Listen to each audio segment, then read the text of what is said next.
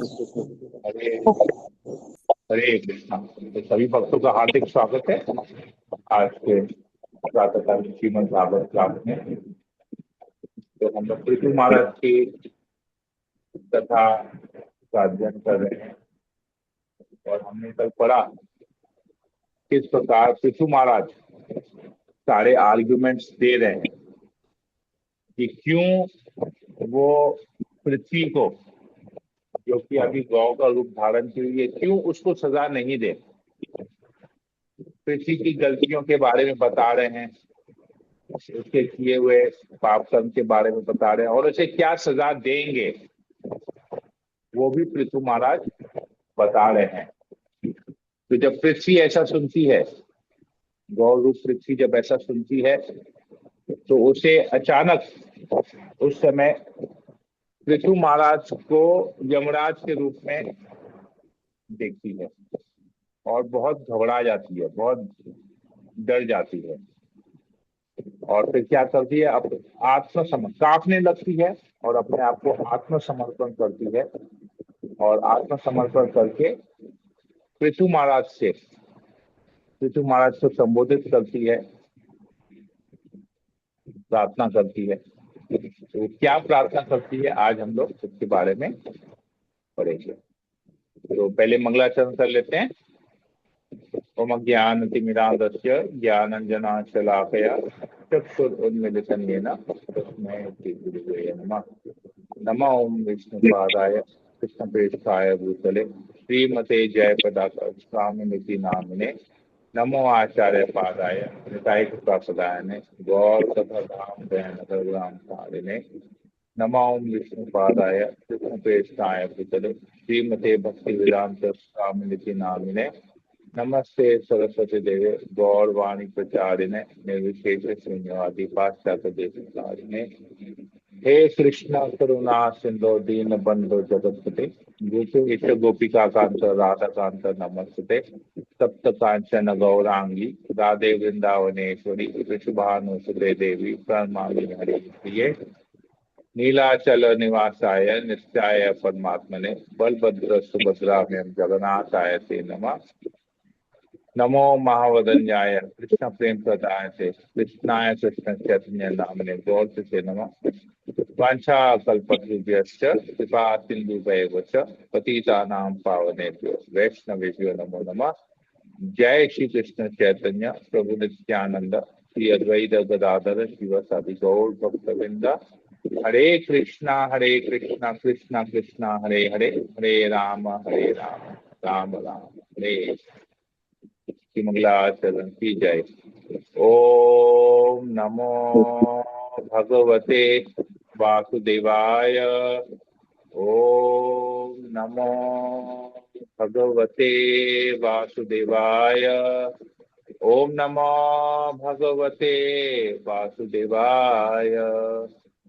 श्रीमद् भागवतम चतुर्थ स्कंद अध्याय 17 महाराज पृथु का पृथ्वी पर कुपित होना। तो आज हम लोग पढ़ेंगे श्लोक नंबर 29 से लेके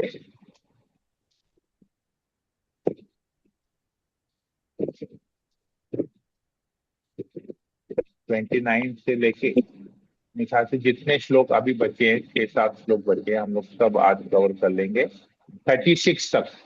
29 से लेके 36 तक पढ़ेंगे। तो प्रभुपाद, हम लोग श्लोकों का उच्चारण नहीं करके प्रभुपाद द्वारा जो श्लोकों का अनुवाद है, पहले उस अनुवाद को, सभी श्लोकों के अनुवाद को पढ़ेंगे, फिर उनके तात्पर्य को पढ़ के उन श्लोकों के माध्यम से प्रभुपाद क्या हमें शिक्षा देना चाहते हैं उसके बारे में हम पढ़ेंगे। तो श्लोकों के अनुवाद को पुष्पा माता जी आप पढ़ना चाहेंगे?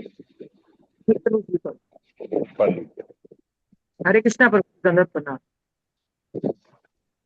श्लोक नंबर 29 अनुवाद।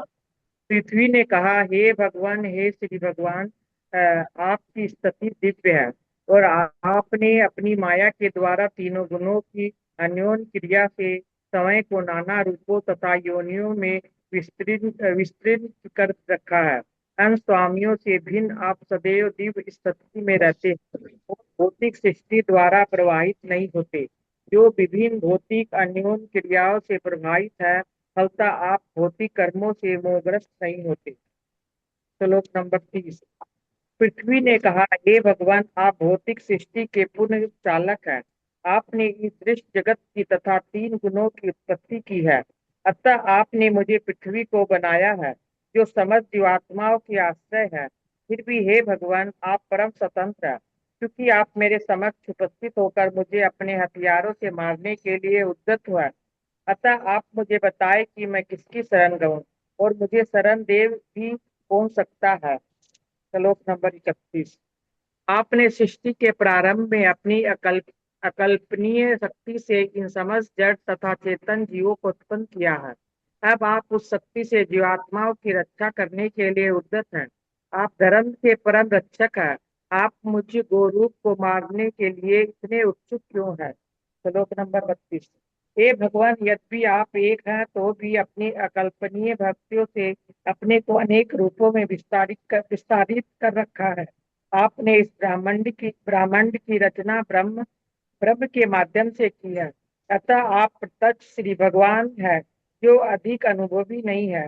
वे आपके दिव्य कार्यों को नहीं समझ सकते, क्योंकि वे व्यक्ति आपकी माया से आवृत है। श्लोक नंबर 33। हे भगवान, आप अपनी शक्तियों द्वारा भौतिक तत्वों, इंद्रियों, नियामक देवों, बुद्धि, अहंकार तथा प्रत्येक वस्तु के आदि कारण है। अपनी शक्ति से आप इस संपूर्ण दृश्य जगत को सृष्टि, पालन और संहार करते हैं। आपकी ही शक्ति से प्रत्येक वस्तु कभी प्रकट और कभी अवरुद्ध होती रहती है। अतः आप समस्त कारणों के कारण श्री भगवान हैं। मैं आपको सादर नमस्कार करती हूँ। श्लोक नंबर 34। हे भगवान, आप अजन्मा हैं। एक बार आपने आदि शुक्र वराह रूप में मुझे ब्रह्मांड के नीचे के जल से बाहर निकाला था। आपने संसार के पालन हेतु अपनी शक्ति से सभी भौतिक तत्वों, इंद्रियों तथा मन की उत्पत्ति की है। श्लोक नंबर 35। हे भगवान, इस प्रकार आपने एक बार जल से मेरा उद्धार किया, जिससे आपका नाम धराधर अर्थात पृथ्वी को धारण करने वाला पड़ा। तो भी आप इस समय महान वीर के रूप में अपने तीखों बाणों से मुझे मारने के लिए उद्यत है। किंतु मैं तो जल की नाव के सदृश हूँ, जो प्रत्येक वस्तु को तेराए हुए है। श्लोक नंबर 36। हे भगवान, मैं भी आपकी त्रिमात्मक शक्ति से उत्पन्न हूँ। फलतः मैं आपकी गतिविधियों से भ्रमित हूँ। जब आपके भक्तों के कार्यकलापों समझ के परे हैं, तो फिर आपकी लीलाओं के विषय में क्या कहा जाए। इस प्रकार प्रत्येक वस्तु विरोधी और आश्चर्यजनक लगती है। इस प्रकार से भगवत भागवत के चतुर्थ स्कंद के अंतर्गत महाराज पृथु का पृथ्वी पर कुपित होना शीर्षक 70वें अध्याय का व्यक्ति वेदांत तात्पर्य पूर्ण हुआ। हरे कृष्णा प्रभु जी दत्त। बहुत बहुत धन्यवाद माता जी पढ़ने के लिए। अभी मैं ना पिछले 4-5 दिन से नोटिस कर रहा हूँ, जब से आप लोग पढ़ रहे हैं ना, तो आप लोग पढ़ने में भी ना बहुत सारी गलतियां कर रहे हैं। तो अगर पढ़ने का उत्साह बहुत अच्छा है, लेकिन जब आप पढ़ने में गलतियां करते हैं तो एक तरह से हम प्रभुपाद के जो लिखे हुए अनुवाद है उसको जब हम गलत पढ़ रहे हैं तो हम पूरे श्लोक के मतलब को भी गलत पढ़ रहे हैं। और प्रभुपाद की लिखी हुई चीज को गलत पढ़ना मतलब, अब आप लोग समझ सकते हैं, इसके बारे में मुझे ज्यादा कुछ बोलना नहीं है। कारण मैं बताता हूं। अभी जैसे 32 नंबर श्लोक था, 32 नंबर श्लोक में आप जब दूसरे लाइन पे आएंगे तो उसमें लिखा है, आपने इस ब्रह्मांड की रचना ब्रह्मा के माध्यम से की है। लेकिन क्या पढ़ा गया, आपने इस ब्राह्मण की रचना ब्रह्म के माध्यम से की है। तो ब्रह्मांड की रचना ब्रह्मा के माध्यम से और ब्राह्मण की रचना ब्रह्म के माध्यम से, तो पूरा मतलब ही गड़बड़ हो गया।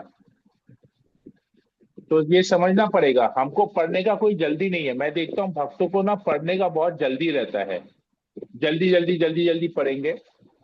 तो जल्दी जल्दी पढ़ने में क्या होता है ना,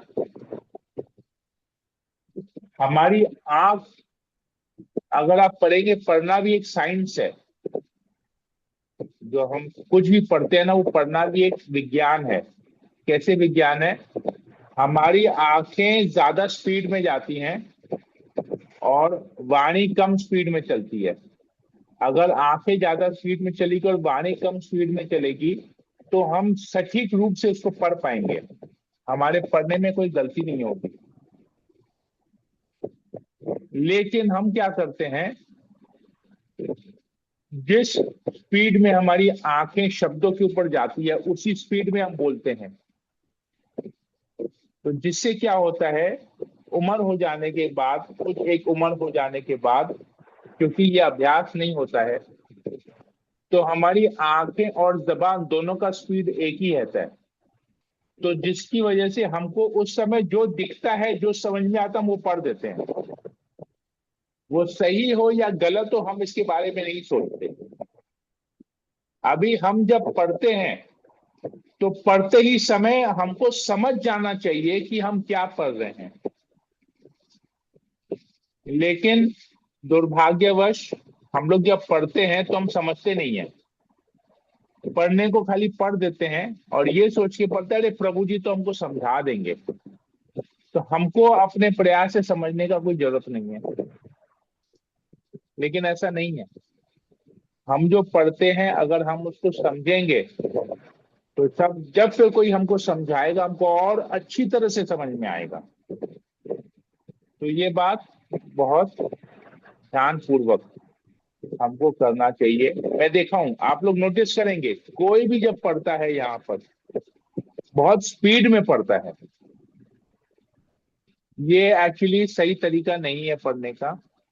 पढ़ने का तरीका है, आंखें स्पीड में जानी चाहिए शब्दों के ऊपर, लेकिन पढ़ना धीरे चाहिए। क्योंकि क्या होता है, आंख जिस शब्द को देखेगा, बुद्धि उस शब्द को समझेगा, और फिर वाणी, जबान, जीवा उस शब्द का उच्चारण करेगी। तो ये टाइम हमको देना है। तो ये जब हम टाइम देंगे, तो हम जो पढ़ेंगे, उस पढ़ने में फिर हमारा भूल नहीं होगा।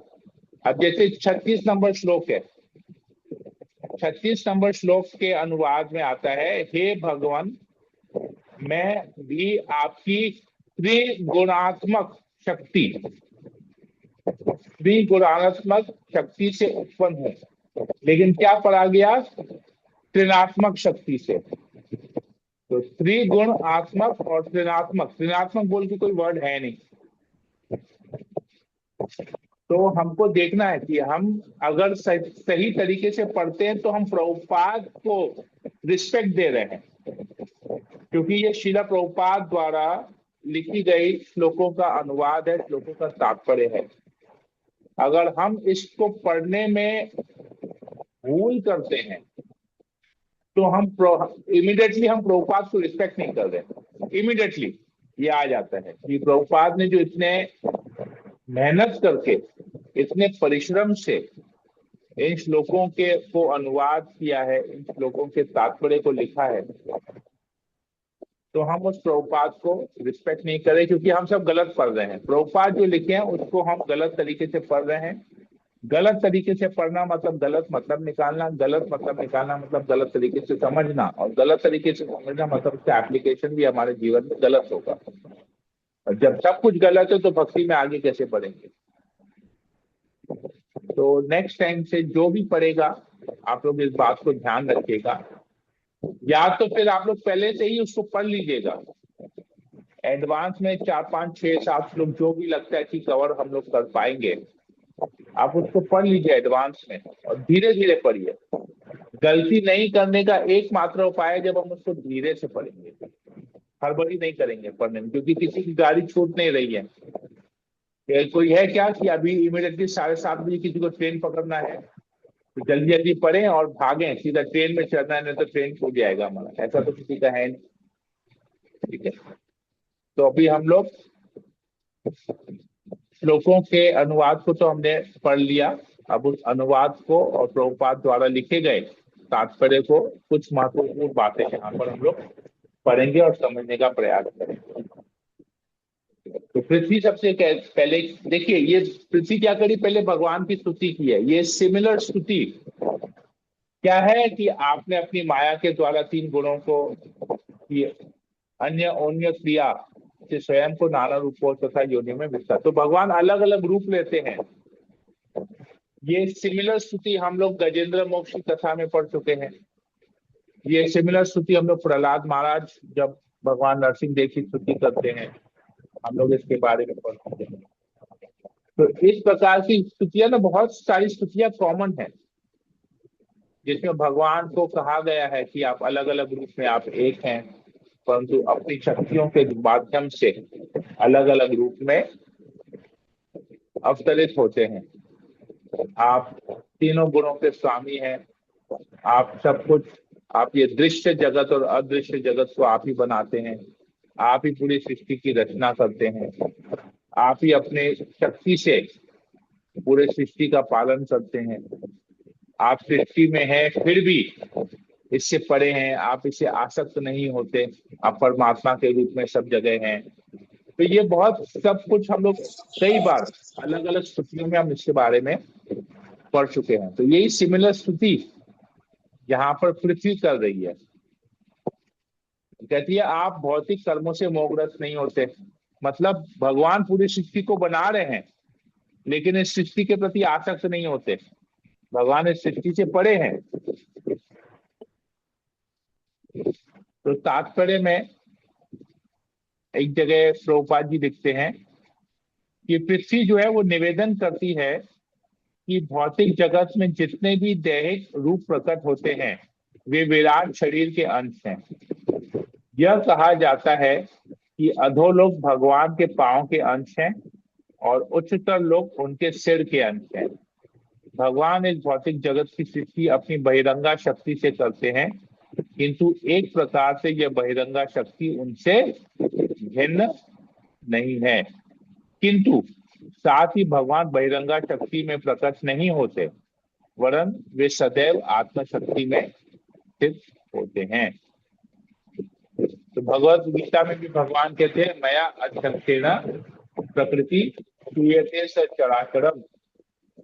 तो भगवान इस भौतिक प्रकृति की अध्यक्षता में कार्य कर रही, ये जो भौतिक प्रकृति है वो भगवान की अध्यक्षता में कार्य कर रही है।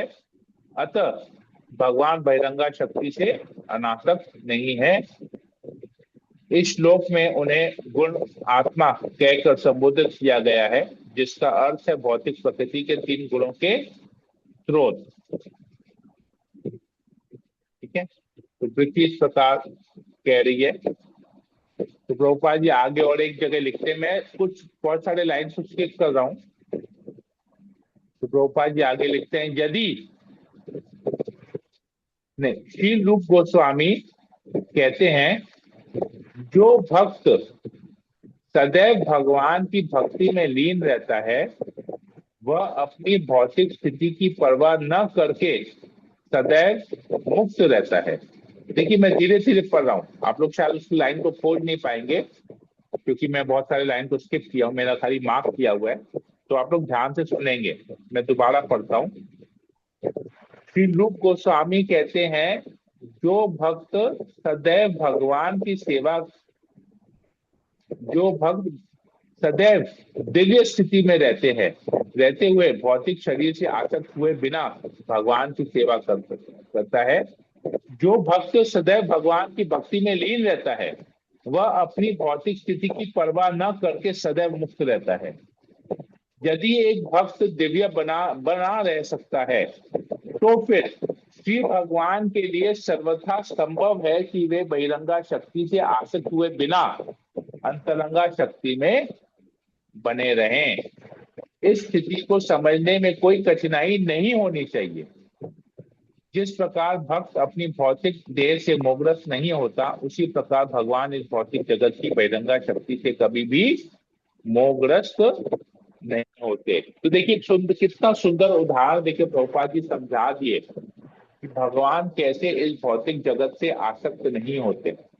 हालांकि भौतिक जगत भगवान की बहिरंगा शक्ति से बनी है, फिर भी भगवान के प्रति आसक्त नहीं है। कैसे? जैसे भक्त जब भगवान के पूर्ण रूप से शरणागत हो जाता है तो उसे अपने भौतिक शरीर के बारे में कोई चिंता नहीं रहती। उसी प्रकार जब एक भगवान का एक अंश, जो भक्त है, जो वो भगवान का अंश है, जब उसमें ये क्षमता है कि वो जब भगवान की शुद्ध भक्ति करता है, भौतिक शरीर से, भौतिक जगत से अनासक्त हो जाता है, तो भगवान में क्षमता क्यों नहीं होगी? भगवान में तो ये क्षमता पूर्ण रूप से है कि पूरी भौतिक जगत को बना के भी भगवान इससे आसक्त नहीं होते।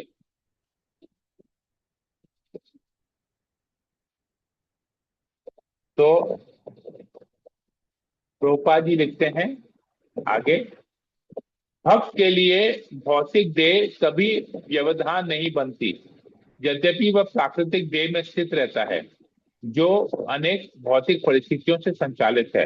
यथा शरीर के भीतर 5 प्रकार की वायु है तथा अनेक अंग है, हाथ, पांव, जीभ, लिंग, गुदा इत्यादि, और ये सब अलग अलग ढंग से कार्य करते हैं।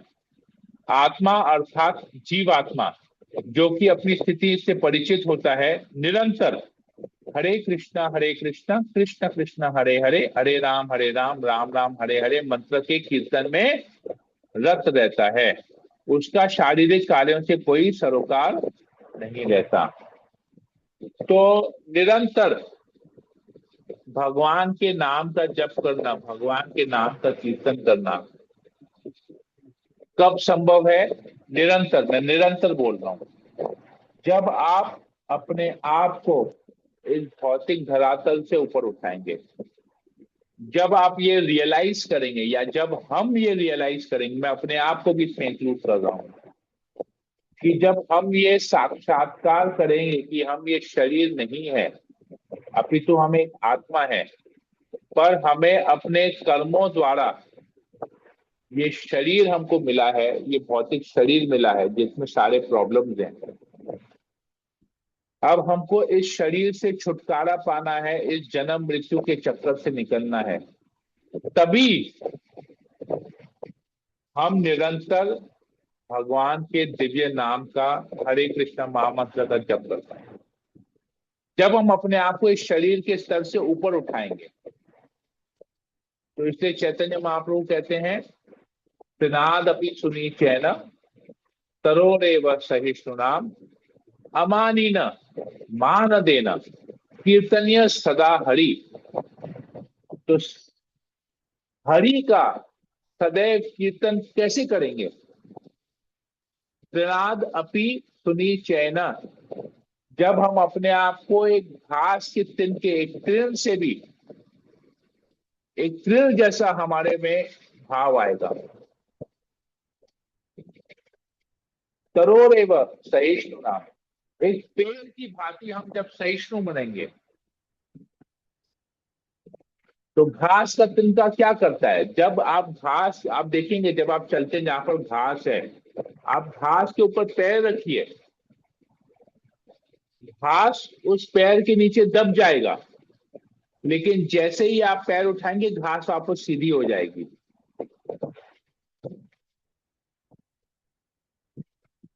घास कभी प्रोटेस्ट नहीं करेगी कि आपने मुझे क्यों दबाया। तो तृण के समान विनम्र बनना है, इसको कहते हैं विनम्रता। तो एक तृण के समान विनम्र बनना चाहिए, सहिष्णु, पेड़ के समान, कुछ भी हो जाए। पेड़ का कर्तव्य है, वृक्ष का कर्तव्य है छाया देना, प्रोटेक्ट करना। तो चाहे बारिश आए, चाहे बहुत जोर से तेज धूप आए, गर्मी आए, ग्रीष्म ऋतु आए, वर्षा ऋतु आए, शरद ऋतु आए, शीत ऋतु आए, पेड़ वहीं खड़ा रहता है, सब कुछ टॉलरेट करता है। तो हमको भी पेड़ जैसा टॉलरेट करना सीखना चाहिए। अमानी न मान देना, ये कभी एक्सपेक्ट नहीं करना चाहिए कि हमको कोई मान देगा। और हम क्या करते हैं, उसने ना उसने ना मेरे से बदतमीजी से बात की, मेरा कोई इज्जत नहीं है क्या?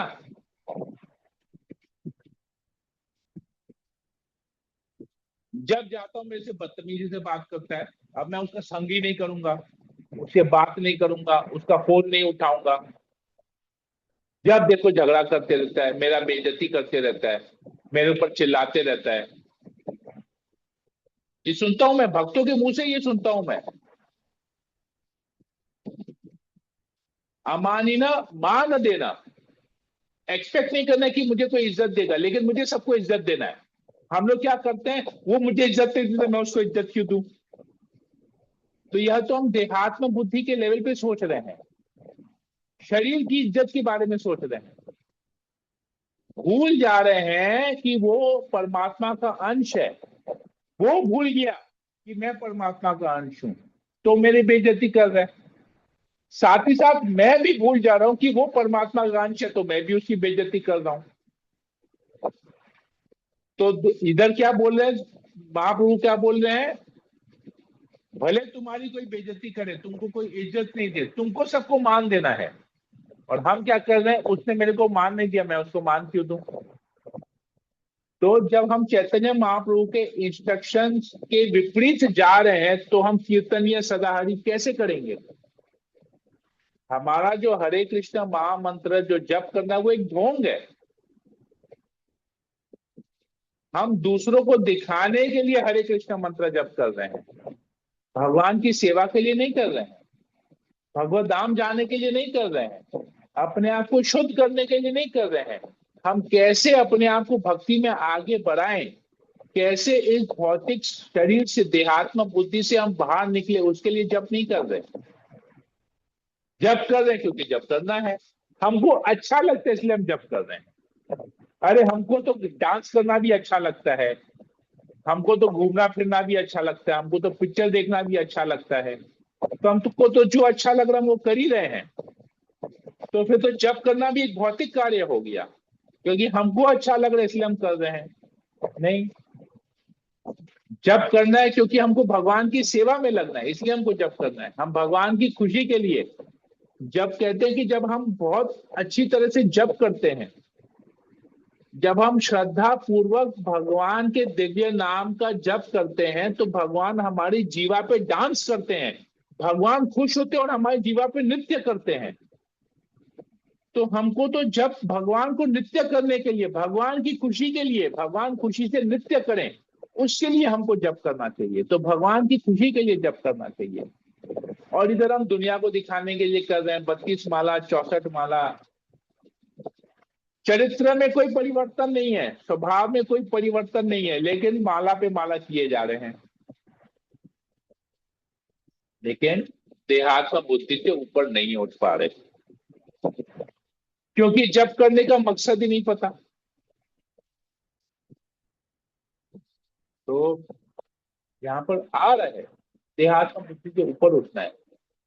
भगवान पूरे सृष्टि को बना के असंख्य लोग गिन नहीं पाएंगे। भगवान के हर एक रोमकूप से एक एक ब्रह्मांड निकलता है, हर एक रोमकूप से। सोच रहे हैं तो कितने रोमकूप होंगे, और भगवान के शरीर का क्या साइज है।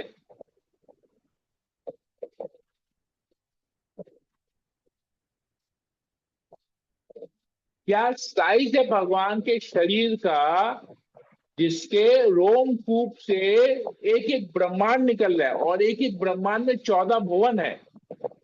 तो सोचिए, केवल कल्पना कीजिए कि कितना बड़ा ये ब्रह्मांड होगा। एक ब्रह्मांड जिसमें हम रहे हुए हैं, इस एक ब्रह्मांड में ऐसे असंख्य ब्रह्मांड है। एक ब्रह्मांड में 14 भुवन है, उस 14 भुवन में एक भुवन पृथ्वी, केवल 14 भुवन में से एक भुवन पृथ्वी। उस इतने बड़े पृथ्वी में एक देश भारत, उस एक देश भारत में एक प्रांत है जिसे वेस्ट बंगाल कहते हैं, पश्चिम बंगाल।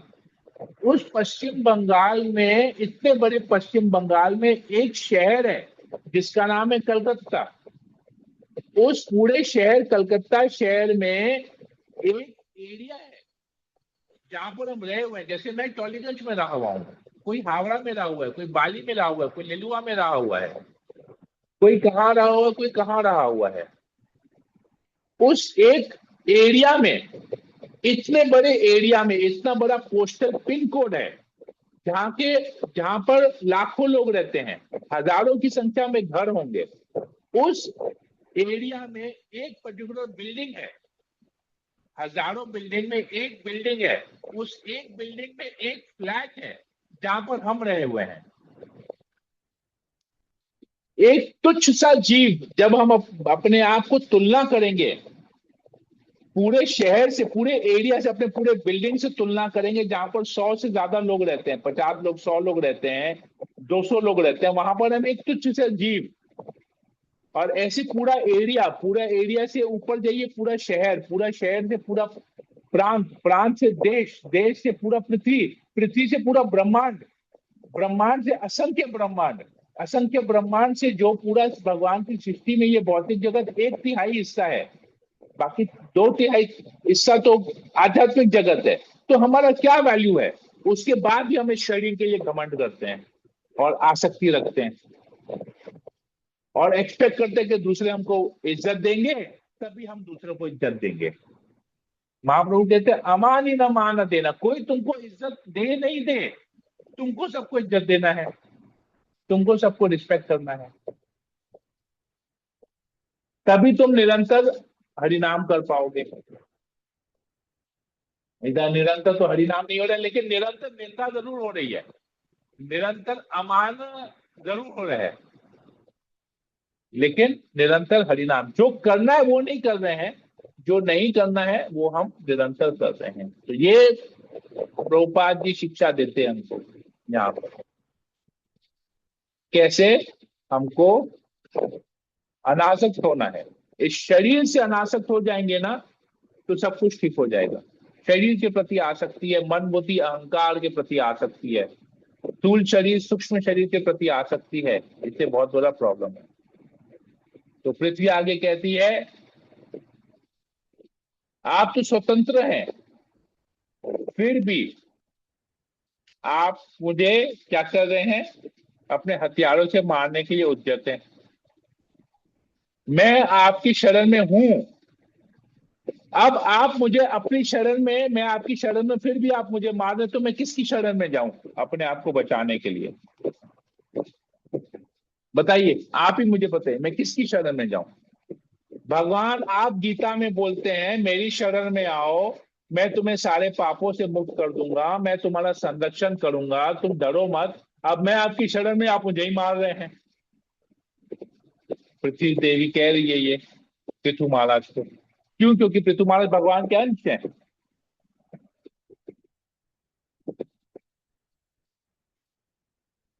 फिर आगे कहती है आप तो जीवात्माओं की रक्षा करते हैं,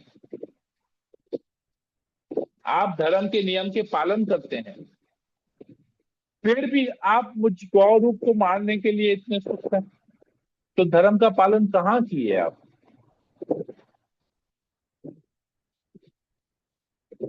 आपके दिव्य कार्यों को कोई नहीं समझ सकता।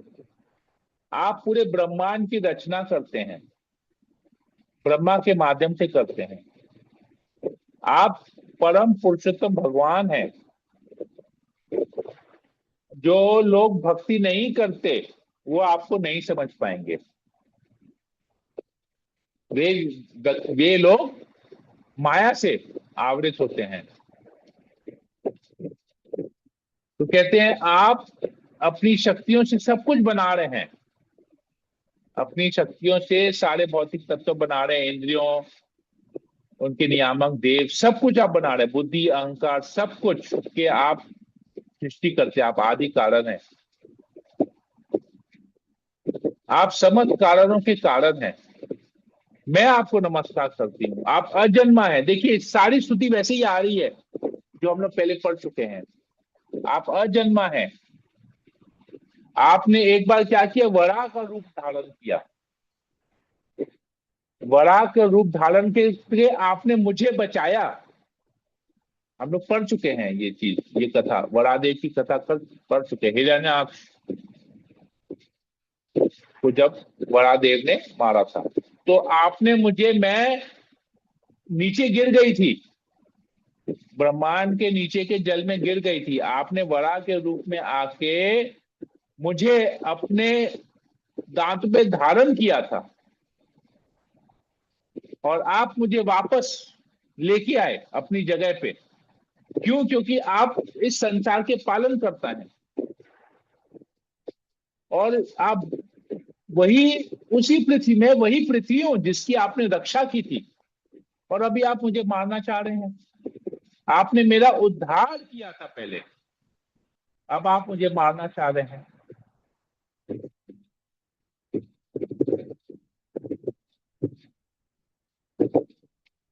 तो मैं तो एक इस जल में एक नाव के समान हूं। ये जो पूरा कारण सागर है, इसका पूरे कारण सागर में मैं एक नाव के समान हूं। वो मैं सबको धारण किए हुए हूं। आपने मुझे धारण किया और मैं भी सबको धारण किए हुए हूं। मैं आपकी त्रिगुणात्मक शक्ति से उत्पन्न हुई हूं।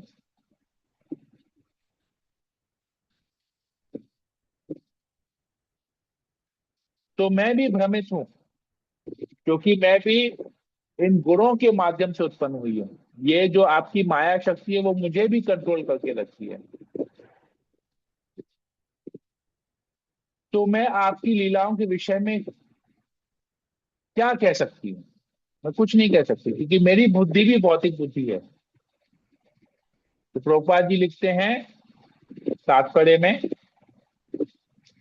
तीसरे तीसरे पैराग्राफ में हम आते हैं। तीसरे पैराग्राफ में प्रभुपाद जी लिखते हैं कि समझने के लिए कभी कभी यह कहा जाता है कि भगवान चोर के तथा गृहस्थ के भी हृदय में विद्यमान है, किंतु चोर के हृदय का परमात्मा कहता है जाओ और अमुक घर से वस्तुएं चुरा लो, किंतु उसी समय वह गृहस्थ से कहता है चोरों तथा सेंध लगाने वाले से होशियार रहो।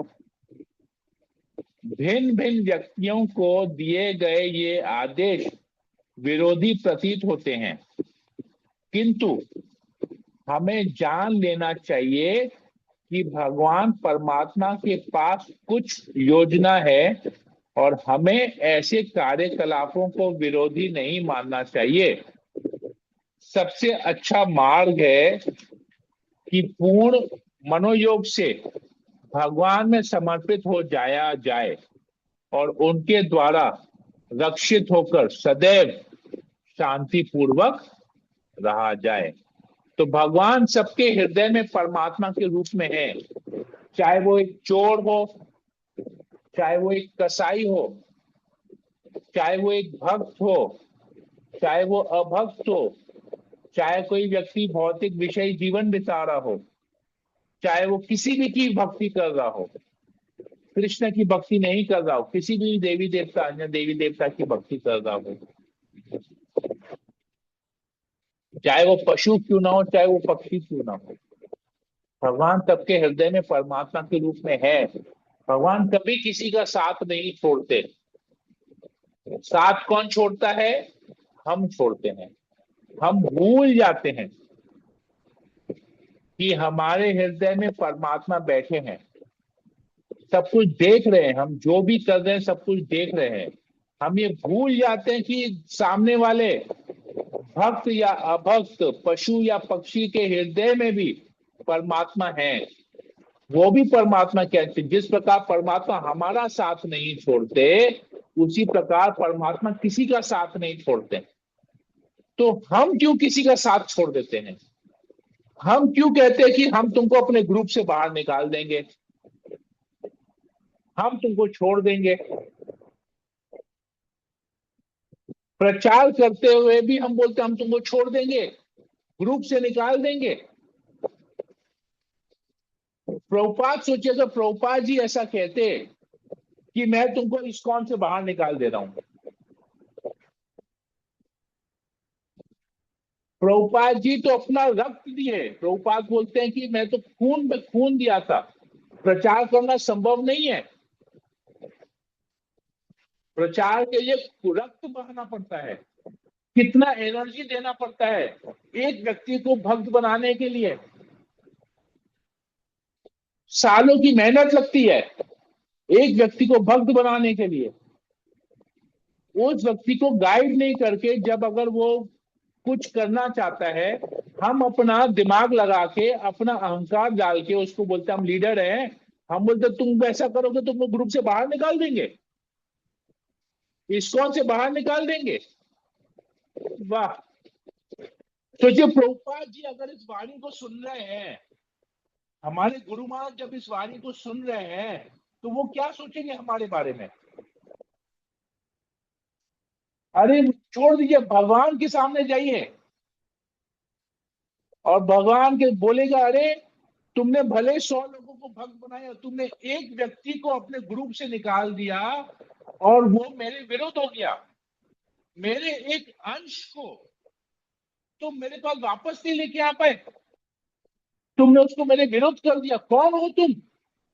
वो तो मेरा अंश है, मैंने तुमको शक्ति दी, मैंने तुमको कृपा किया, मैंने तुमको प्रभुपाद दिया, मैंने तुमको गुरु महाराज दिया, मैंने तुमको परंपरा के साथ जोड़ा, तुम्हारे हृदय में परमात्मा के रूप में बैठ के मैंने तुमको परंपरा के साथ जोड़ा ताकि तुम मेरे नाम का प्रचार कर सको, लोगों को मेरे साथ जोड़ सको, और तुमने उसको ग्रुप से निकाल दिया, इस्कॉन से निकाल दिया। सोचिए भगवान क्या बोलेंगे हमको ये बात जब हम सामने खड़े रहेंगे, और भगवान बोलेंगे शर्म नहीं आती, तुम भगवत धाम आए हो, मेरे अंश को छोड़ के, मेरे अंश को अपने ग्रुप से बाहर निकाल के उसको गाइड नहीं किया तुमने, और एकदम अहंकार से बोले मैं 100 लोगों को भक्त बनाया, 500 लोगों का ग्रुप बनाया, और इसको तुमने निकाल दिया, उसको उसका कौन उद्धार करेगा? वो तो मेरे विमुख हो गया, उसका कौन उद्धार करेगा? तो सोचिए, हम जब किसी को बोलते हैं कि हम तुमको छोड़ देंगे, तुमको ग्रुप से निकाल देंगे, तो सोचिए गुरु महाराज अगर इस वाणी को सुनते हैं, गुरु महाराज कभी किसी ने पूछा नहीं है, मैंने सुना है गुरु महाराज, मेरे रसाल प्रभु ने पूछा था, Guru Maharaj what makes you happy? Guru Maharaj बोलते to see people becoming devotees. Guru Maharaj देखते जब लोग भक्त बनते हैं ना, गुरु महाराज बहुत खुश होते हैं। जब लोग इस्कॉन के साथ जुड़ते हैं, माला जप करते हैं, दीक्षा लेते हैं, गुरु महाराज बहुत खुश होते हैं जब लोग भक्त बनते हैं। तो और हम किसी को ग्रुप से निकाल रहे हैं, सोचिए गुरु महाराज को दुखी कर रहे हैं, हम गुरु महाराज को खुश नहीं कर रहे हैं, गुरु महाराज को दुखी कर रहे हैं, क्योंकि गुरु महाराज खुश होते हैं जब लोगों को भक्त बनाते हैं। भक्तों को जब बाहर निकालेंगे तो गुरु महाराज उससे खुशी नहीं होंगे। तो हमको ये स्टेटमेंट बोलने से पहले कि हम तुमको छोड़ देंगे, हम तुमको ग्रुप से निकाल देंगे, सोचना चाहिए हमारी परंपरा हमारे बारे में क्या सोच रही है, प्रभुपाद क्या सोच रहे हैं, गुरु महाराज क्या सोचेंगे जब उनको ये बात पता चलेगा, भगवान क्या सोचेंगे। भगवान को तो पता है। सोचिए किस मुंह से हम जाएंगे भगवान के सामने, भगवत नाम किस मुंह से जाके खड़े रहेंगे भगवान के सामने, अपना प्रशंसा करेंगे, भगवान हमने इतने लोगों को भक्त बनाया, इतना प्रचार किया, इतना कीर्तन किया, इतना ग्रंथ वितरण किया, इतना गीता डिस्ट्रीब्यूशन किया, इतना भागवतम डिस्ट्रीब्यूशन किया, क्या भगवान को पता नहीं हमने क्या किया? फिर भगवान सब कुछ बोलने के बाद, आधा घंटा अपनी सेवाओं के बारे में बताने के बाद भगवान पूछेंगे अरे यार ये फलाना आदमी को तुमने अपने ग्रुप से निकाला था, इसका क्या हुआ? तब आप क्या जवाब देंगे? ये आपने तो ग्रुप से निकाल दिया, आपने तो अपने आप से उसका रिलेशन कट कर दिया, तब आप क्या जवाब देंगे? बोलेंगे भगवान हमको तो पता नहीं है। तो भगवान बोले जाओ पता करके आओ, वापस जाओ पृथ्वी पे, पता करके आओ कहां पर है वो बैठा हुआ, कौन सी योनि में बैठा है, तुम्हारी वजह से विमुख हो गया, कहाँ बैठा है, जाओ वापस नीचे। तो वापस आ गए जाएंगे नीचे, भगवान नाम से वापस नीचे भगवान भेज देंगे, बोलेंगे अभी नहीं जाओ उसको भी लेके आओ। अब फिर दोबारा जन्म लेंगे, दोबारा भक्ति करेंगे, उस व्यक्ति को खोजेंगे, उसको प्रचार करेंगे, वापस से 10 साल 15 साल 20 साल 25 साल उसके पीछे लगेंगे, उसको भक्त बनाएंगे, उसको दीक्षा दिलवाएंगे। सोचिए और उस बीच में फिर दोबारा किसी को ऐसे ग्रुप से निकाल दिए तो पड़ेगा ही नहीं, यहाँ पर ऊपर जाएंगे नीचे आएंगे, ऊपर जाएंगे नीचे आएंगे। जैसे वो मेला में नहीं, वो झूला में घूमते हैं, 10 रुपए का 20 रुपए का टिकट लेके ऊपर जाते हैं नीचे आते, ऊपर जाते हैं नीचे आते हैं, वैसे ही हमारा हाल हो जाएगा, झूला में ही झूलते रहेंगे, गड़बड़ हो जाएगा। तो सोचिए भगवान क्या सोच रहे हैं, प्रभुपाद क्या सोचेंगे, गुरु महाराज क्या सोचेंगे, जब हम किसी को अप्रचार करते हैं, इसको प्रचार नहीं बोलता है, अप्रचार बोलता है, तो ग्रुप से निकाल देंगे। हरे कृष्णा। यहीं पर ही रखते हैं, मेरे ख्याल से समय बहुत हो गया, मैं भी थोड़ा सा भावुक हो गया, तो क्षमा कीजिएगा, कुछ ज्यादा ही बोल दिया, अगर किसी को खराब लगा हो तो नहीं मुझे प्रभु क्षमा जी, कर दीजिए। बहुत अच्छा शिक्षा था आज हम लोग के लिए, हम लोग के लिए बहुत हरे अच्छा कृष्ण, शिक्षा था प्रभु। हरे कृष्ण प्रभु। आज आपने हम लोग की पोल ही खोल दी कि चैतन्य महाप्रभु को मानते हैं, लेकिन हमको तो मान जरूर चाहिए, हम नहीं देंगे।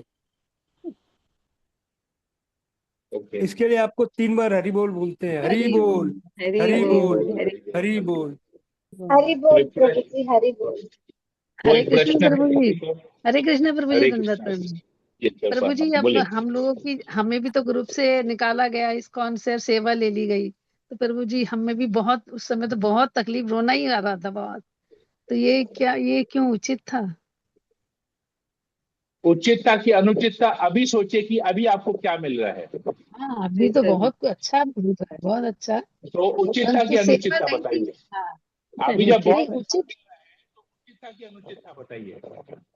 नहीं उचित था। तो हमें अपने आपको जो गुरु ने हमारा जो त्यागा क्या? निश्चय था वो था, ठीक था। आपको आपके भगवान गुरु के ने त्यागा प्लानिंग क्या? था। आपके क्या गुरु प्रभु ने जी? आपको त्याग दिया? नहीं नहीं, गुरु ने नहीं त्यागा प्रभु जी। भगवान ने क्या ये अरेंजमेंट नहीं किया कि आपको भक्त संग मिले? यस यस, हाँ। भगवान ने क्या ये अरेंजमेंट नहीं किया कि आप घर में बैठ के भक्ति कर पाए, भक्त संग कर पाए?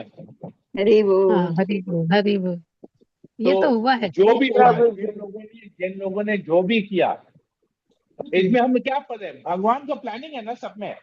चोर को हम्म, बोला चोरी करो, गृहस्थ को बोला चोर से सावधान रहो। जी प्रभु जी, हरि बोल प्रभु जी, हरि बोल। हरि बोल। तो हमको क्या किया हरि भगवान? बोल। जिसको बोलना था इसको निकालो, उसने निकाल दिया। अब हम्म, हमारे लिए क्या किया? घर में रह के भक्ति करो, मैं तुमको भक्त संग दे रहा हूँ। हम्म, तो भगवान का प्लानिंग है, तो ये तब हरि फिर बोल। अच्छा हुआ या गलत हुआ? जिसने किया नहीं उसको नहीं, छोड़ दीजिए। हमारे हरि साथ बोल, अभी हाँ। हम अच्छे हैं कि नहीं है वो बताइए। हाँ, बहुत अच्छे, एकदम तो अच्छे, वेरी बहुत गुड। बढ़िया, हरि बोल। तो भगवान की विशेष कृपा है कि नहीं है इसमें बताइए। या, जी प्रभु जरूर जी, जरूर, विशेष विशेष कृपा कृपा, है। बहुत अब कृपा। जिसने निकाला वो पछता रहे हैं, हम लोग तो पछता नहीं, हम लोग तो बहुत आनंद में है। यस। हरे कृष्ण प्रभु परमात्मा जी, के कैलकुलेशन को समझिए, भगवान के कैलकुलेशन को समझिए। ठीक ही भगवान बात। का कैलकुलेशन हरि बहुत बोल। सही रहता है, भगवान की कैलकुलेशन में कोई दोष नहीं है, कोई गड़बड़ नहीं है। हमारे कैलकुलेशन में, हमारी सोच में दोष है, भगवान के कैलकुलेशन में कोई गड़बड़ नहीं है। राइट? हरि बोल, हरि बोल, हरि बोल। अरे प्रभु बहुत अच्छा शिक्षा हरि मिला। बोल। प्रभु जी, क्वेश्चन था हाँ, प्रभु जी। यस माता जी प्रभु पूछिए। प्रभु जी, भगवान ने ब्रह्मांड बनाया तो हाँ, उनमें से कितने ब्रह्मांड है? आपने कहा 14। असंख्य असंख्य, एक एक अच्छा, ब्रह्मांड में ऐसा। 14 भुवन है। भुवन हाँ हाँ, मीन्स भुवन, प्लानिटरी हाँ। सिस्टम, कुछ 14 लोग। Planetary system. तो भारत कौन से लोक में आता है? पृथ्वी में आता है। 14 प्लानिटरी सिस्टम में 7 नीचे के लोक हैं, मतलब 7 हाँ नाड़ के प्लैनेट्स है। अतल, सुतल, वितल, महाताल, रसाताल, पाताल, ये हाँ नीचे के प्लैनेट्स हैं। और पृथ्वी है, पृथ्वी के ऊपर फिर आता है स्वर्ग लोक, महरलोक, जनलोक, तपोलोक, ब्रह्मलोक, ऐसे करके 14 प्लानिटरी सिस्टम्स हैं। मतलब नीचे तो लोक में है, पृथ्वी नीचे लोक पृथ्वी में है। बीच में है, पृथ्वी बीच बीच में। में है। पृथ्वी के नीचे 7 प्लानिटरी सिस्टम्स हैं, पृथ्वी के ऊपर 6 प्लानिटरी सिस्टम्स हैं। तो पृथ्वी को मिडिल प्लानिटरी सिस्टम कहा जाता है, मिडिल प्लानिटरी सिस्टम। ये हमने पहले भी चर्चा किया हुआ है, एक चार्ट के साथ हमने चर्चा किया था, पूरा इसका एक चार्ट आता है। अच्छा। आप देखेंगे, मैंने जो आपको बुक दिया था ना, हाँ गीता हाँ। का जो मैंने बुक लिखा था, उसमें इसके बारे में लिखा गया है, आप पढ़ लेंगे, उसमें ये पूरा चार्ट ठीक देके समझाया गया है। ठीक ओके। है प्रभु जी। इसको फिर मैं और कभी लैपटॉप से क्लास करूंगा ना, तो मैं दोबारा इस चार्ट को एक बार शेयर करूंगा, स्क्रीन शेयर करके आप लोग को समझाऊंगा। ये हमने बहुत बार चर्चा की है, 10-15 बार इसके बारे में चर्चा कर लिया। Millions and millions of universes, ब्रह्मांड को यूनिवर्स कहते हैं। Millions and millions of universes, एक यूनिवर्स में 14 भुवन आते हैं, उस 14 भुवन में एक भुवन पृथ्वी है, अर्थ प्लैनेट जिसे हम कहते हैं। ठीक है। जी सर, और एक क्वेश्चन था प्रभु जी।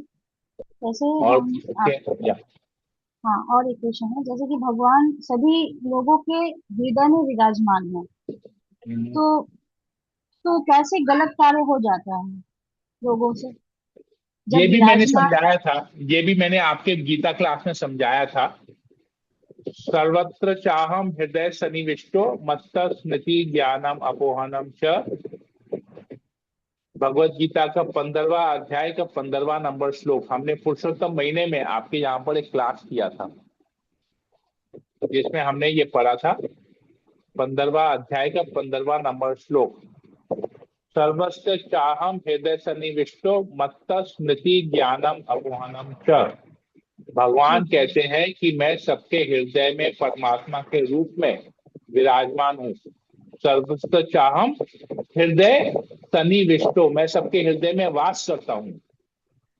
और हृदय में वास करके क्या करता हूँ? मत्त, मतलब मेरे से ही स्मृति, स्मृति माने याद करने की शक्ति, ज्ञान माने नॉलेज, और अपोहनम भूलने की शक्ति, ये तीनों चीज मेरे से ही आती है। ठीक है। अब ये जीव आत्मा की इच्छा है कि वो अगर भगवान का स्मरण करना चाहता है, तो भगवान क्या कहते हैं? मेरे से स्मृति आती है तो मैं उसको वैसा एनवायरनमेंट दूंगा जिसमें ऐसा फेवरेबल एनवायरनमेंट, ऐसा डिवोशनल एनवायरनमेंट, ऐसा डिवोटी एसोसिएशन दूंगा जिसमें वो मेरा स्मरण कर सके। उसे अगर मेरे बारे में ज्ञान चाहिए, तो अगर उसे आध्यात्मिक ज्ञान चाहिए, तो मैं ही उसके लिए गुरु अरेंज करूंगा जिससे उसको आध्यात्मिक ज्ञान मिले। अगर उसे भौतिक ज्ञान चाहिए, तो मैं ही उसके लिए एक ऐसा अरेंजमेंट करूंगा जहां पर वो एनआईटी करेगा, बीकॉम करेगा, एमबीए करेगा, डॉक्टर बनेगा, सीए करेगा। मैं ही उसको ऐसा एनवायरनमेंट दूंगा जहां पर वो पूरा भौतिक ज्ञान ले पाएगा। वैसा स्कूल, वैसा कॉलेज, वो सब मैं करूंगा अरेंजमेंट उसके लिए।